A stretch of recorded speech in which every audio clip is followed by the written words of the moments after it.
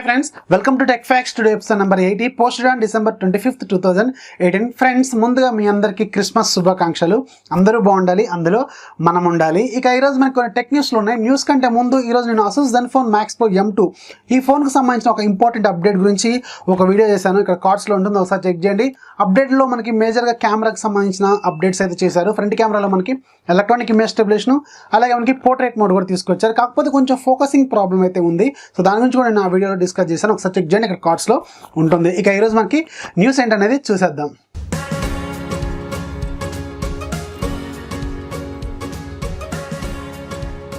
First news మనకి Poco నుంచి. Poco general manager C Manmohan నిన్న ఒక ఇంట్రెస్టింగ్ ట్వీట్ చేశారు. అదేంటంటే రేపు క్రిస్మస్ కానుకగా మనకు ఒక కొత్త పోకో ఫోన్ రాబోతుందని.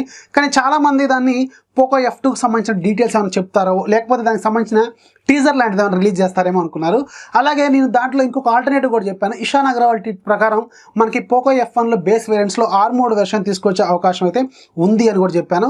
సో యాజ్ యూజువల్గా ఇషాన్ అగర్వాల్ చెప్పినట్టుగానే వీళ్ళు మనకి బేస్ వేరియంట్లో ఆర్మోడ్ వెర్షన్ అయితే తీసుకొచ్చారు. 6+128GB వేరియంట్లో ఆర్మోడ్ వెర్షన్ తీసుకొచ్చారు. దీని కాస్ట్ 23,999 పెట్టారు. ఓకే, మనకి ఒక ₹1000 అయితే ఎక్స్ట్రా పెట్టారు రెగ్యులర్ వేరియంట్కి దీనికి. సో అదైతే కొనొచ్చు, కాకపోతే వీళ్ళు కొంచెం హైప్ అయితే క్రియేట్ చేశారు. పోకో F2కి సంబంధించిన డీటెయిల్స్ బయట పెడతారు అనుకున్నారు, కానీ అలాంటివి ఏం లేదు. ఓన్లీ వీళ్ళు కొంచెం హైప్ క్రియేట్ చేసి పోకో F1లో బేస్ వేరియంట్కి మాత్రం ఈ ఆర్మోడ్ వెర్షన్ అయితే తీసుకొచ్చారు. ఇక ఇది ఈ రోజు నుంచి మనకి mi.comలోనూ అలాగే ఫ్లిప్కార్ట్లో అయితే సేల్లోకి తీసుకొచ్చారు. ఒకసారి చెక్ చేయండి, ఫ్లిప్కార్ట్లో కానీ mi.comలో కానీ. ఒప్పో ఈరోజు ఇండియాలో R17 లాంచ్ చేసింది. దీని కాస్ట్ మనకి 34,990 పెట్టారు, అంటే 35,000 ఆ ప్రైస్లో మనకి అక్కడ OnePlus 6 ఉంది, ఇంకొక కొంచెం పైకి వెళ్తే OnePlus 60 ఉంది.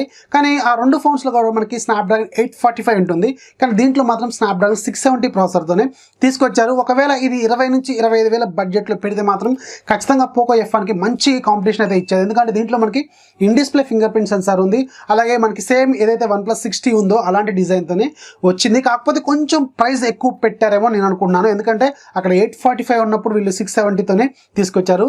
అట్లీస్ట్ 710 కూడా కాదు, కనీసం ఆ ప్రైస్లో తీసుకొస్తే కొంచెం బాగుండేది. ఇక ఎనీవేస్ దీంట్లో స్పెసిఫికేషన్ డీటెయిల్స్లోకి ఒకసారి వెళ్తే ఇది మనకి 6.4 ఇంచెస్ ఫుల్ హెచ్డీ ప్లస్ రిజల్యూషన్తో సూపర్ అమోల్డ్ డిస్ప్లేతో వస్తుంది. ఇది మనకి వాటర్ డ్రాప్ నాచ్తో వస్తుంది. దీంట్లో మనకి 1080x2280 పిక్సెల్స్ అయితే ఉంటాయి. దీన్ని వీళ్ళు కార్నింగ్ గొరిల్లా గ్లాస్ వెర్షన్ 6తో ప్రొటెక్ట్ చేశారు. ఇక దీంట్లో ప్రాసెసర్ వీటికి స్నాప్డ్రాగన్ 670 ప్రాసెసర్ని వాడారు. ఇది మనకి ఆక్టాకోర్ ప్రాసెసర్. ఫస్ట్ 2 కోర్స్ మనకి 2 GHz స్పీడ్ దగ్గర ఉంటాయి, క్రయో 360 బేస్డ్ ఇవి. ఇక రిమైనింగ్ 6 కోర్లు కూడా మనకి 1.7 GHz స్పీడ్ దగ్గర అయితే ఉంటాయి. దీంట్లో మనకి 8GB ర్యామ్ ఉంటుంది, 128GB ఇంటర్నల్ మెమరీ ఉంటుంది. అలాగే మనకి ఇక కెమెరా డిపార్ట్మెంట్లోకి వెళ్తే బ్యాక్ సైడ్ మనకి డ్యూయల్ కెమెరా సెటప్ ఉంటుంది. ఒకటి 16 మెగాపిక్సెల్ కెమెరా, అపర్చర్ f1.8 ఉంటుంది. ఇక రెండోది మనకి 5 మెగాపిక్సెల్ కెమెరా, ఇది డెప్త్ సెన్సింగ్ కోసం యూజ్ అవుతుంది. ఫ్రంట్ సైడ్ మనకి 25 మెగాపిక్సెల్ సెల్ఫీ కెమెరా ఉంటుంది, అపర్చర్ f2.0 ఉంటుంది. ఇది సోనీ IMX 576 సెన్సార్ని అయితే వాడారు. సేమ్ సెన్సార్ మనకి రియల్మీ U1లో కనిపిస్తుంది. సో దీని ప్రైస్ మనకి 34,999 పెట్టారు, అంటే 35,000. ఇక దీంట్లో మనకి 3500 mAh బ్యాటరీ ఉంటుంది. వూక్ ఫాస్ట్ ఛార్జింగ్ సపోర్ట్ చేస్తుంది. దీంట్లో మనకి 5 volts 4 amperes సపోర్ట్ చేసే ఛార్జర్ అయితే ఇస్తారు. అంటే ఓవరాల్గా మనకి పవర్ అవుట్పుట్ అయితే 20 watts అయితే వస్తుంది. సో క్వాల్కమ్ క్విక్ ఛార్జ్ కంటే కొంచెం ఎక్కువ, ఎందుకంటే క్వాల్కమ్ క్విక్ ఛార్జ్ 3 మనకి 18 watts సపోర్ట్ చేస్తుంది. ఇదేమో మనకి వూక్ ఛార్జింగ్ 20 watts సపోర్ట్ చేస్తుంది. కాబట్టి ఒక మంచి విషయమే. ఫోన్ పరంగా స్పెసిఫికేషన్స్ పరంగా అయితే సూపర్గా ఉంది, కాకపోతే కొంచెం ప్రైస్ ఎక్కువ పెట్టారు.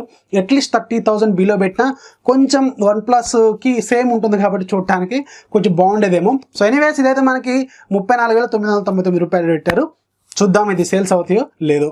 2019లో మనం అన్ని కూడా ఫోల్డబుల్ స్మార్ట్ ఫోన్స్నే చూడబోతున్నాం. ఆ లిస్ట్లోకి ఆల్రెడీ చాలా పాపులర్ కంపెనీలు అన్నీ కూడా జాయిన్ అయిపోయినాయి. మనకి శాంసంగ్, హువావే, LG, అలాగే ఒప్పో, మైక్రోసాఫ్ట్, గూగుల్ ఇవన్నీ కూడా దాంట్లో జాయిన్ అయిపోయినాయి. ఇక ఆ లిస్ట్లోకి ఇంకొకళ్ళు కూడా ఎంటర్ అయిపోయారు, ZTE. ఈ ZTE వాళ్ళు కూడా త్వరలో మనకి ఒక ఫోల్డబుల్ స్మార్ట్ ఫోన్ తీసుకురాబోతున్నారు. ఇది మేబీ మనకి MWC ఈవెంట్లో లాంచ్ చేసే అవకాశం ఉందని చెప్తున్నారు. ఇక దీంట్లో మనకి స్క్రీన్ సైజు 10.4 ఇంచెస్ ఉంటుందని చెప్తున్నారు. ఇది మర్చినప్పుడు అంటే ఫోల్డ్ చేసినప్పుడు రెండు కూడా స్క్రీన్స్ మనకి 5.2 ఇంచెస్ ఉంటుందని చెప్తున్నారు. ఇవి మనకి మేబీ సూపర్ అమోల్డ్ డిస్ప్లేతో వచ్చే అవకాశం ఉందని చెప్తున్నారు. దీనికి సంబంధించిన ఒక పేటెంట్ అనేది ఈరోజు బయటకు వచ్చింది. సో ఓవరాల్గా దీంట్లో డిస్ప్లే మనకి 10.4 ఇంచెస్ అయితే ఉండే అవకాశం ఉంది. దీన్ని MWC ఈవెంట్లో లాంచ్ చేస్తారా లేకపోతే దానికంటే ముందు తీసుకొస్తారనే క్లారిటీ అయితే ఇంకా లేదు. మైక్రోసాఫ్ట్ 2019లో మనకు ఒక 4K సపోర్ట్ చేసే ఒక వెబ్ కెమెరాని తీసుకురాబోతుందని ఒక రిపోర్ట్ చెప్తుంది.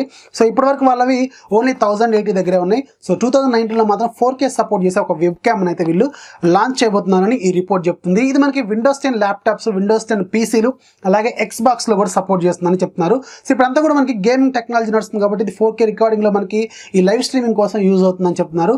దీన్ని వీళ్ళు 2019లో లాంచ్ చేసే అవకాశం అయితే ఉందని చెప్తున్నారు. మేబీ Q1లో లాంచ్ చేసే అవకాశం అయితే ఉంది. మోటరోలా నుంచి మనకి 2019 Q1లో 3 ఫోన్స్ రాబోతున్నాయి G సిరీస్లో. మనకు ఆల్రెడీ తెలుసు G7, G7 Play, అలాగే G7 Plus ఈ 3 ఫోన్స్ అయితే ఫస్ట్ క్వార్టర్లోనే లాంచ్ అయ్యే అవకాశం అయితే ఉంది. సో దీంట్లో మనకి బేస్ వేరియంట్ G7 Play ఉంటుంది, ఆ తర్వాత మనకి G7 ఉంటుంది. దానికంటే కొంచెం హైయర్ వేరియంట్ G7 Plus ఉంటుంది కదా. దీంట్లో G7కి సంబంధించిన ఒక ఇంట్రెస్టింగ్ న్యూస్ అయితే బయటకు వచ్చింది. సో దీంట్లో మనకి 5000 mAh బ్యాటరీ ఉంటుందని చెప్తున్నారు. అలాగే దీంట్లో ఉన్న ప్రాసెసర్ మనకి ఆల్రెడీ రివీల్ అయిపోయింది. దీనికి సంబంధించిన Geekbench స్కోర్స్ అనేవి ఈరోజు బయటకు వచ్చినాయి. మోటరోలా G7లో మనకి స్నాప్డ్రాగన్ 625 ప్రాసెసర్ని వాడబోతున్నారు. సో ఇది ఆల్మోస్ట్ మనకు ఒక 2 సంవత్సరాల ఓల్డ్ ప్రాసెసర్. దీన్ని వీళ్ళు 2019లో లాంచ్ చేయబోతున్నారు. సో మోటరోలా వాళ్ళు ఇక అప్గ్రేడ్ అవుతున్నారా లేదా అనేది ఇక వాళ్ళకే తెలియాలి. ఎందుకంటే మనకి ఆల్రెడీ స్నాప్డ్రాగన్ 625 వచ్చి కూడా దాదాపు 2 ఏళ్ళు అవుతున్నాయి. ఆ తర్వాత స్నాప్డ్రాగన్ 626 వచ్చింది, 636 వచ్చింది, 660 వచ్చింది, 670 వచ్చింది, 710 వచ్చింది, ఇవన్నీ కూడా వచ్చింది. కనీసం వీళ్ళు మనకి మోటరోలా G7 అంటే అట్లీస్ట్ 15 నుంచి 17,000 బడ్జెట్లో లాంచ్ చేశారు. ఆ బడ్జెట్లో మనకి స్నాప్డ్రాగన్ 625 ప్రాసెసర్ అంటే కొంచెం ఆలోచించాల్సిన విషయమే. ఇక ఇది మనకి Geekbenchలో లీక్ అయిన స్కోర్స్ ప్రకారం ఈరోజు మనకి సింగిల్ స్కోర్లో 1286 చేసింది, మల్టీ కోర్లో మాత్రం 5443 అయితే చేసింది. వీళ్ళు ఇక్కడ 4GB ర్యామ్ ఉన్న ఒక ఫోన్కి సంబంధించిన డీటెయిల్స్ అయితే వీళ్ళు షేర్ చేశారు. సో ఇది మనకి మేబీ Q1లో లాంచ్ అయితే అవుతుంది.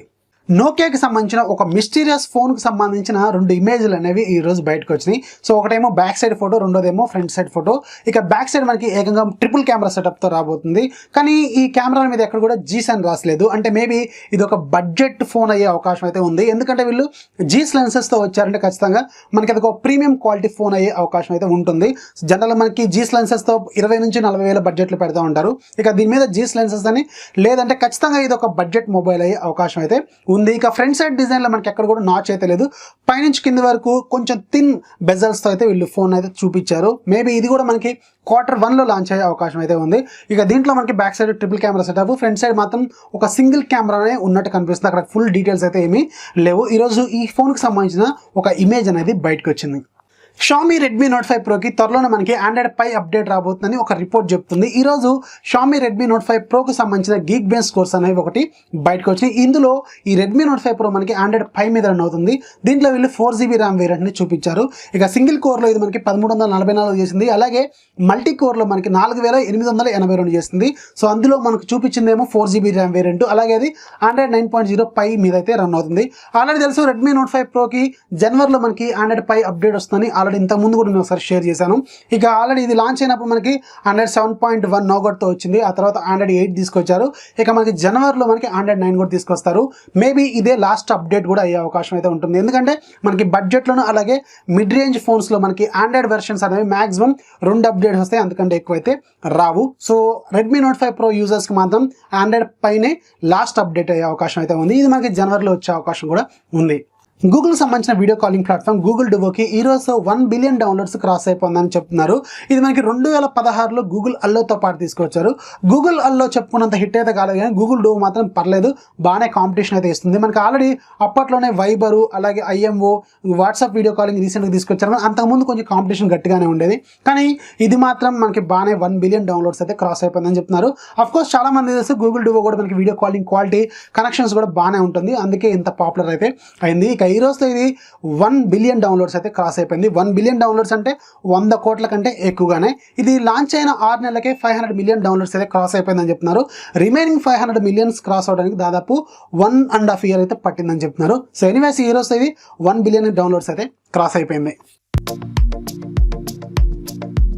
ఇక ఈరోజు యాప్ ఆఫ్ ది వీడియో మీకు ఒక మంచి QR అలాగే బార్కోడ్ స్కానర్ యాప్ గురించి చెప్తాను.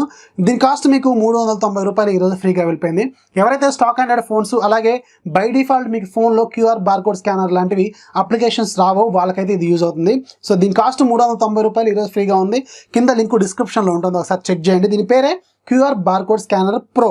దీని సైజ్ మీకు 14 MB వరకు అయితే ఉంటుంది. ఒకసారి చెక్ చేయండి, లింక్ కింద డిస్క్రిప్షన్లో ఉంటుంది. సో ఇది ఫ్రెండ్స్ ఇవాళ టెక్నిక్స్ న్యూస్ నచ్చితే లైక్ చేయండి, అలాగే మీ ఫ్రెండ్స్కి షేర్ చేయండి. ఛానల్ని సబ్స్క్రైబ్ చేసుకోవడం మాత్రం మర్చిపోకండి. అలాగే మీకు రైట్ సైడ్ కింద మీకు ఒక బెల్ ఐకాన్ ఉంటుంది, దాని మీద ట్యాప్ చేయండి. నేను వీడియో అప్లోడ్ చేస్తే వెంటనే మీకు నోటిఫికేషన్ రూపంలో వస్తుంది. This is Rafi signing off. By by.